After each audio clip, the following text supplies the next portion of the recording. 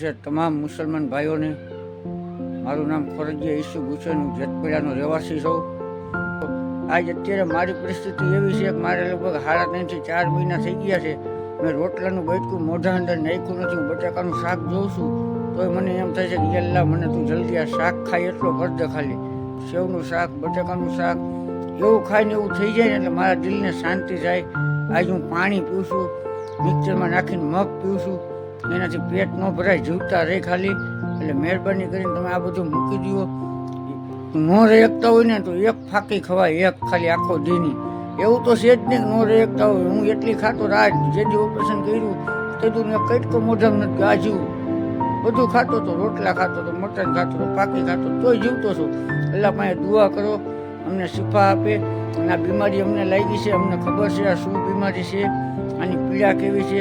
મારા ઘરવાળા કેટલા હેરાન છે, મારા છોકરા રહીએ ને તો મારા પડખે નથી આવતા, એટલાય બધા હેરાન છે, બીએ છે મારાથી. એટલે આ બધું રહ્યું આપણે ખાનદાનને આપણે લોહી નાખી છીએ. આપણે ખોટું હાથે કરીને ગુનાનું કામ કરી વાંહે બધા હેરાન થાય છે. એટલે તમે મહેરબાની કરીને આવું ન કરો ભાઈ.